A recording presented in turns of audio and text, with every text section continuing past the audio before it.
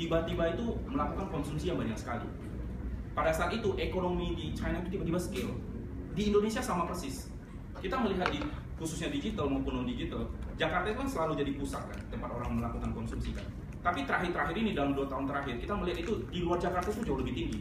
Makassar, Pekanbaru, Medan, Surabaya, kota-kota tier kedua tiba-tiba konsumsinya itu tinggi sekali. Jadi sebenarnya kalau mau mulai usaha itu jangan di Jakarta lagi. Kota-kota ini yang growth-nya paling tinggi sebenarnya. Dan ini tidak akan terjadi lagi karena kalau ini mereka udah sampai ke levelnya kayak Jakarta, window opportunity-nya hilang. Makanya sekarang orang banyak berlomba-lomba untuk masuk ke dalam bisnis yang di second tier dan third tier. Ini masih bicara internet, digital atau umum? Secara umum udah. Kalau kalian baca kayak report-report dari McKinsey, BCG itu semua bahas tentang ini.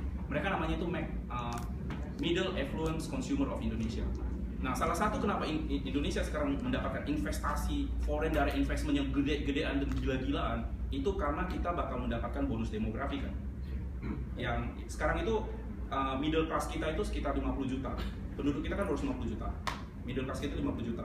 Dari sekarang sampai kira-kira 10 tahun lagi 90 juta another new middle class, orang-orang yang tiba-tiba bisa spendingnya banyak itu bakal join dan total itu bakal 140 juta. Dan ini hanya terjadi sekali di selama hidup kita karena nggak bakal ada terjadi kayak gini lagi. Makanya semua orang itu berlomba-lomba datang ke Indonesia dan banyak itu di Indonesia juga belum sadar kalau itu sedang terjadi gitu. Plus salah satu faktor yang membuat itu tambah momentumnya tambah gede itu ASEAN Economic Community yang bakal dimulai tahun 2015. Nah itu kan seluruh ASEAN itu kelihatannya seperti satu, tapi sebenarnya practically kan nggak seperti itu susah sekali sebenarnya implementasinya. Tapi kalau ada free trade agreement segala macam, seenggaknya border itu bakal di lower down sih, dan itu impactnya bakal gede sekali. Itu salah satu kenapa Southeast Asia itu menjadi perhatian sekarang. Di mana-mana itu lihatnya selalu Southeast Asia. Oke, ada pertanyaan? Silakan. Ini tentang insight ya. Oke, nggak ada, saya langsung masuk ke yang terakhir. Saya kasih contoh pitch deck yang saya buat pada saat saya raise $1 juta. Seperti apa sih sebenarnya pitch deck? Jadi sebenarnya selain daripada running East Ventures, saya itu CEO dari Scoop.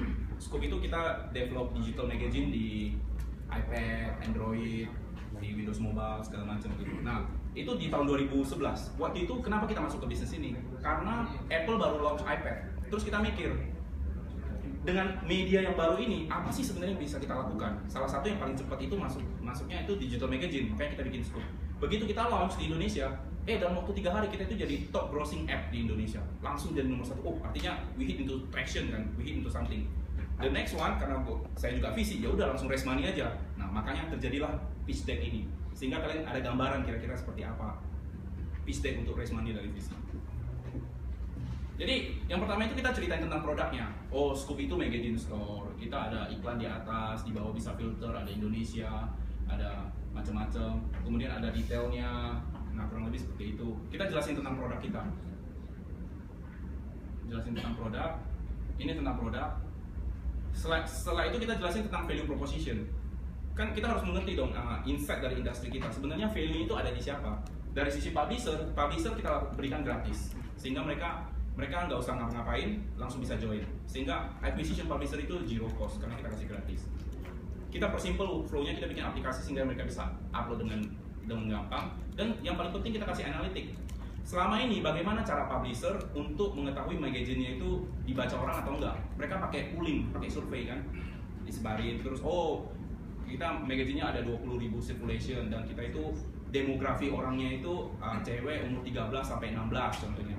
Taunya dari mana? Tebak-tebak itu, kasih terus nggak tahu siapa yang dibayar. Tiba-tiba reportnya datang. Ya, kalau kita enggak, kenapa kita bisa tahu? Karena pembaca kita connect ke Facebook.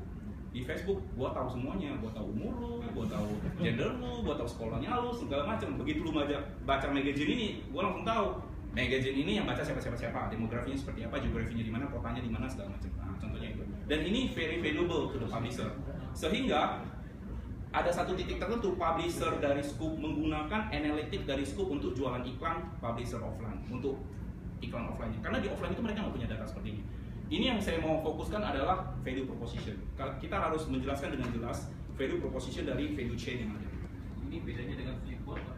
Oh, Flipboard beda. Flipboard itu kan nggak premium, dia ngambil dari website, ngambil dari mana-mana. Kalau ini nggak, ini magazine yang benar-benar itu, Tempo segala macam, dipindahin ke iPad. Nah makanya waktu itu kan ada Tempo, ada rekening gendut tuh, yang polisi, gambar polisi kan hilang tuh Tempo kan. Traffic scoop tinggi banget, semua beli di sini. Karena kayak nggak ada kok, semua beli digital. Itu value proposition, new distribution channel. Habis itu yang harus salah satu yang harus dijelaskan itu go to market strategy. Oke, marketnya gede, value-nya jelas. Gimana cara how to get your first customer? Ya kan, itu penting sekali. Semua produk itu nggak bakal ada yang tahu sampai kita melakukan marketing ke pasar. Dan bagaimana pasarnya respon. Nah ini contoh-contoh marketing strategi yang dijelaskan di sana. Kemudian kita juga jelaskan setelah marketing strategi ini kita lakukan, resultnya seperti apa? Tujuannya apa sebenarnya? Tujuannya bukan nomor 1, nomor 2 nya. Tujuannya adalah kita punya hipotesa, kita lakukan eksekusi itu berhasil. Itu yang harus didemonstrasikan ke investor tersebut sehingga investornya tahu, oh yang lu ngomongin itu lu kerjain ada hasilnya, lu bukan cuma ngomong aja tanpa hasil gitu. Bukan angkanya ya. Kemudian partnership-nya seperti apa, magazine ads-nya seperti apa. Nah, kemudian kita harus tunjukkan grafik yang benar-benar istilahnya gitu, kita itu hockey stick. Nah gitu. Nah kalau di digital itu semuanya bisa kayak begitu. Kalau di service contohnya Bapak itu agak susah karena service industry itu problemnya adalah scalingnya kadang-kadang susah. Kita harus hire enough resources untuk mendapatkan output yang sebanding kan. Tapi kalau di IT enggak, dengan resource yang terbatas kita bisa menghasilkan output yang setinggi-tingginya tergantung teknologinya. Nah, itu harus bisa didemonstrasikan. Jadi contohnya kita demonstrasikan di sini pada saat kita rilis hari pertama yang install 1.800. Di bulan kedua udah jadi 6.000. Di bulan ketiga udah jadi 11.000. Oh, lu bayangin kalau 10 tahun berapa nih? Oh, ini gitu. Seperti gitu kan. Jadi, walaupun ini datanya sebenarnya kecil sekali, samplingnya masih kecil. Karena gimana juga suatu produk itu life cycle-nya dia udah naik, dia bakal plateau kan. Habis itu turun kan. Nah, makanya raise money itu pada saat grafiknya lagi tinggi-tingginya, cepet-cepet raise money. Karena kita nggak bakal tahu itu bakal gimana ke depannya sebenarnya. Nah, itu salah satu trik sih. Terus munculkan semua itu angka-angka yang naik. Tapi harus angka yang penting ya. Nah, disinilah integrity dari si founders itu, entrepreneur itu diuji sebenarnya. Kita bisa munculkan semua angka yang naik, tapi sembunyiin semuanya. Nanti due diligence-nya ketahuan semua, sama aja. Trust level-nya hilang. Jadi mendingan di sini sih sejujur-jujurnya. Nah kebetulan ini jujurnya naik semua, jadi oke gitu. Oke. Nah, kemudian ini revenue model. Karena ini tergantung investor. Ada investor itu sukanya fokus satu revenue model. Ada investor yang agak nggak suka risk, dia pengennya banyak revenue model gitu. Nah ini juga penting. Jadi lakukan analisa top down, bottom up segala macam lah. Global market dunia 54 juta tahun 2011, 2012 100 juta berapa. Kemudian usernya Scoop bakal increase sekitar market size-nya kira-kira berapa persen dari global market. ARPU-nya berapa, revenue-nya berapa, tiba-tiba angkanya udah gede banget. Ya kan? Jadi investornya itu tahu, oh kalau ini eksekusinya benar, ini angkanya gede banget nih. Kalau dia lihat angka ini dia kasih $1 juta juga oke kan?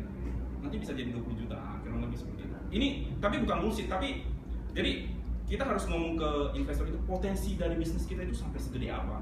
Tapi nggak nebak-nebak, nggak diambil dari langit gitu. Harus ada hitungannya, turunannya seperti apa, makronya, bottom up-nya, top down-nya seperti apa. Dari sana kita juga bisa define key business driver. Jadi kalau ketiga driver ini saya bisa tweak dan saya bisa drive, bisnis saya bakal melejit. Nah, kurang lebih seperti itu. Sehingga si investor itu very clear, oh ini orang tahu persis apa yang harus dilakukan for the next 2-3 years gitu. Habis itu tentukan roadmap-nya. Ini juga penting banget, butuhnya berapa harus dikasih tahu. Dan yang dibutuhin itu berapa, mau di-spend kemana aja, kurang lebih seperti itu. Dan revenue-nya misalnya berapa, management team jual dikit, apa namanya istilahnya? Narsis ya. Management team. Kemudian full name, cari board director-nya siapa, masukin, udah bisa. Kurang lebih seperti itu. Nah ini benar-benar deck yang saya pakai untuk raise money waktu itu. Kurang lebih seperti itu. Jadi di dunia kita, di dunia startup digital, deck kita itu simple-simple kayak gini. Saya nggak tahu ya bisnis plan yang paling gede itu seperti apa, sampai detail seperti itu ya. Tapi kalau di kita itu kayak ginian aja udah bisa cukup untuk raise money. Nanti due diligence-nya datang, due diligence biasanya investor itu langsung ke accountant-nya, langsung lihat P&L, lihat balance sheet. Kalau mau tahu gambarannya, yang kita coba kalau tadi tampilkan yang revenue tadi, potensial market apa tadi? Nah, kalau yang mahasiswa kita lakukan, potensial market itu nanti kecil gitu ya, dikit-dikit gapnya itu, tidak mau besar itu, mereka tidak tumbuh besar, tapi halamannya 500 halaman. Oh gitu. Jadi ada boleh. Itu kenapa? Karena nggak agresif atau gimana? Ada metodologinya seperti itu? Karena produknya bukan produk digital ya, jadi mungkin Satu, ada produknya bukan produk digital. Produk upcycle-nya ya? Satu juga keberanian untuk percaya dengan data yang dimiliki juga rendah, sehingga mereka cenderung mendiskon gap potensi market gitu ya. boleh nanya. Iya. Ya ini terutama yang tentang ketika fundraising untuk scope ya. Ini kan yang pertama kan. Setelah itu pertanyaannya sekarang kan sudah 2014 itu kira-kira tercapai apa enggak ini? Ini ya.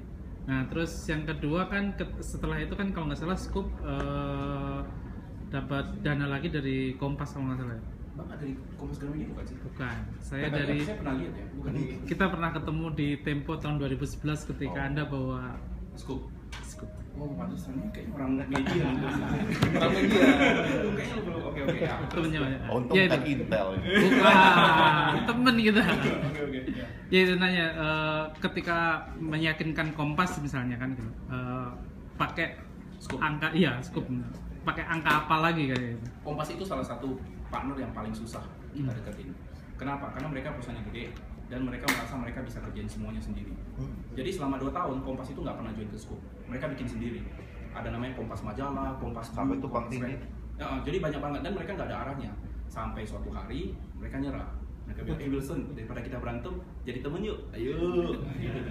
Jadi salah satu cara untuk menarik investor strategik sebenarnya kita harus beat dia sih.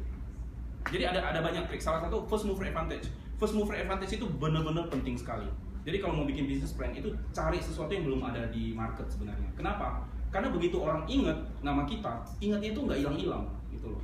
Jadi dari pertama kita itu selalu promosiin Scoop itu adalah majalah digital iPad pertama di Indonesia. Orang yang udah pakai itu nggak bakal hilang. Siapapun yang keluar berikutnya mereka udah nggak ingat sama sekali. Karena kita itu nggak bisa ingat banyak hal sebenarnya. Manusia itu nggak bisa banyak ingat hal. Jadi first mover advantage itu pertama sekali satu. Yang kedua, first mover advantage itu kita kan di blue ocean kan, nggak ada competitor. Sehingga customer acquisition cost itu rendah sekali. Customer acquisition cost, merchant acquisition cost, partner acquisition cost, karena nggak ada lawan gitu. Makanya speed dalam entrepreneurship, speed itu salah satu key yang paling penting. Mau ngerjain apa, begitu kepikiran besok langsung kerjain aja, jangan tunda-tunda lagi. Nggak usah pakai business plan juga nggak apa-apa. Yang penting udah yakin kerjain aja langsung. Itu yang selalu kita lakukan ke startup kita.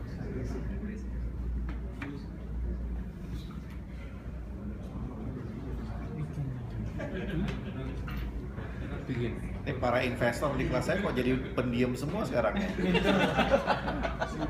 Kaget langsung minder. Masih mikir satu pikir masih lagi. Oh, kasih mikir tahu bisnis plan. Lagi mikir kayaknya bisa di shortcut ini semua nih. Nggak usah pakai panel-panel.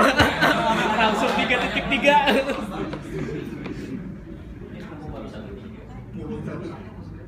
Oke, silakan. Punya lagi? Boleh nanya sedikit? Ya. Challenge-nya kalau untuk bisnis digital sekarang, dulu kalau saya nggak salah dengar sekitar 2 tahun lalu pernah pemerintah bikin peraturan bahwa data center itu wajib di Indonesia. Itu berlaku untuk bisnis digital atau hanya untuk perbankan atau apa? Iya, digital termasuk. Problemnya di Indonesia itu ada peraturan nggak ada yang enforce kan? Jadi peraturannya masih ada sih, tapi nggak ada yang ikutin. Itu problemnya di Indonesia. Makanya Pak Tifa tuh dari kemarin itu berusaha bawa BlackBerry masuk kan. BlackBerry juga cuek-cuek aja kan. Sampai sekarang juga datanya di luar kan, masih di Kanada. Jadi, ya itu sih problemnya kita sih. Peraturan kita banyak banget sampai pusing-pusing. Makanya lawyer di sini tuh enak banget. Setiap kali ngomong ke lawyer kan resultnya beda-beda kan, suka-suka mereka interpretasinya. Iya. Tapi problemnya enforcement kita nggak punya.